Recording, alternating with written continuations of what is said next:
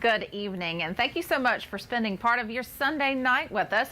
I'm Crysty Vaughan. We are live from Maine and Gervais, and we're going to get right to it. We're going to start tonight with a check of your forecast. Meteorologist Michelle Rotella joins us now. And Michelle, it was a little warm out there today. Can we expect the same tomorrow? Yeah, we're on an above average trend, about 6 degrees above the average for this time of year today. Topped out around 82 here in Columbia. So yeah, those 80s not going anywhere just yet, not going to feel so fall-like for much of this week. Even in Winsboro, you got up to 77, Camden as well, Bishopville at 80, Sumter, you came in around 81, and Manning at 79. So everyone feeling more a little bit like some summertime heat, but cooling down nicely as we head into the evening hours. So a mix of some low to mid 60s. It's mild out there. It's nice. We're going to see mainly clear skies as we head throughout the overnight hours, and lots of sunshine too as we head towards tomorrow.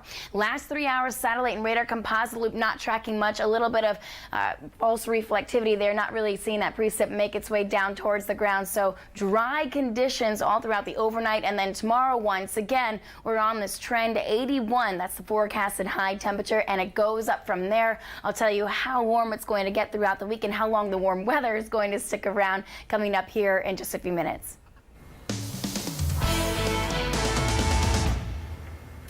Well, thank you, Michelle. And new tonight at 11, South Carolina's emergency response team has lowered its emergency status from OPCON 3 to OPCON 4.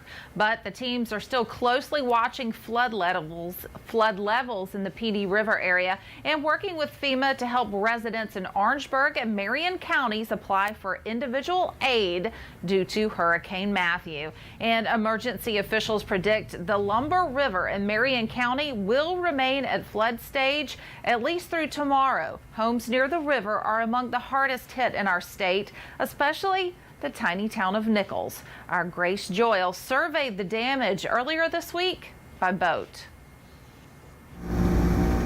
An island, Everything gone, but we here. made of water as far as the eye can see. I feel like I'm stranded. We took a boat from the water's edge, starting about a mile or so from downtown Nichols. The Lumber River has swelled to surround every building in this place. Nichols is a quiet community that has been known for speed traps. Today, it's probably no longer there. The only speed traps in a boat, branches, exposed road, and cars. Everything that we've worked for the past 10 years is gone. Everything's just gone. Some residents, like Rashika Pitts, were rescued Saturday. And I started to hyperventilate because I can't swim. The current was so strong it overturned the boat she was riding in.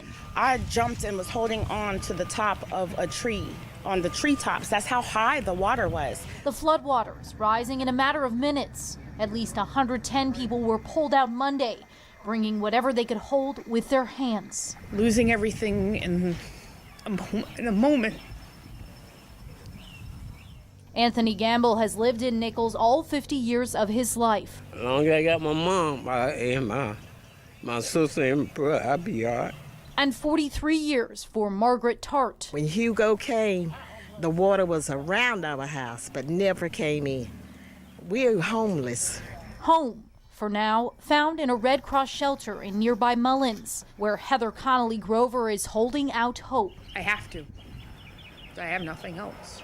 Amid devastation, the people of Nichols are still standing. Clothes, shoes, TVs, cars can be bought over and over again, but our lives can't be replaced.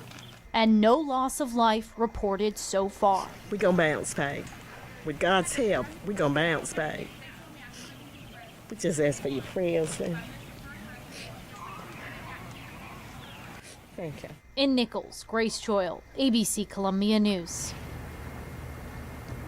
Now, when Grace toured that town, that was on Tuesday, and we are told that tonight, that town of 400 people, many of them homes still underwater, and a lot of those folks still in shelters.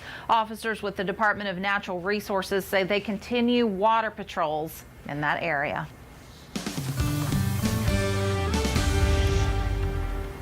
In tonight's Vote 2016 coverage, a political firestorm. A North Carolina GOP office in Hillsborough is the site of a suspected firebomb, and investigators are still on the scene tonight. Officials say someone threw a flammable substance into the GOP party's office there in Hillsborough. The substance ignited inside, say officials, burning office furniture and damaging the building's interior before going out. It is meant to scare and intimidate people from volunteering, from working at this office, and from working at other offices across the state. But we are going to take the necessary precautions to do whatever it takes to keep our people safe and keep them working.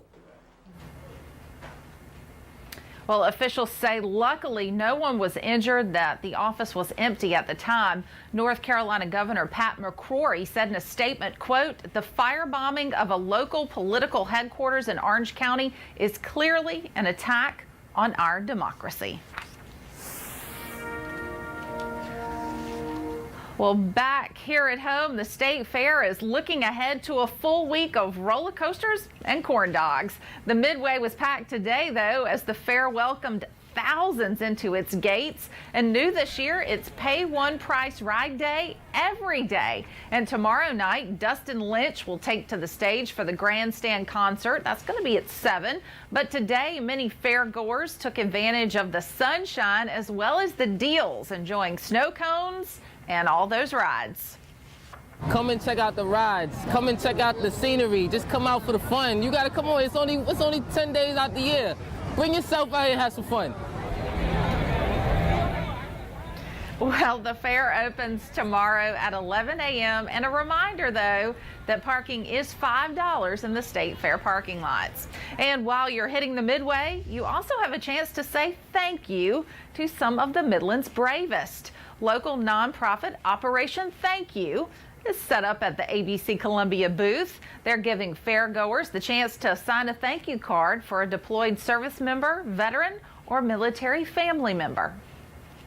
They just look at it like people in the United States are pulling for them, and they're really appreciate them. And that's huge when you're on the other side of the world and no family. Getting a card from a stranger is big. Yeah, a little signature goes a long way. Well, if you would like to sign one of those cards, again, just stop by our ABC Columbia tent. We're right there in front of the Ellison building. You can grab a card, sign something for Operation Thank You. And of course, you can see the ABC Columbia team. We'll be out there all week. Well, coming up next, plunging over the edge. A pickup lands 60 feet below a bridge. We're going to have details on just what happened next. Stay with us live from Maine and Gervais.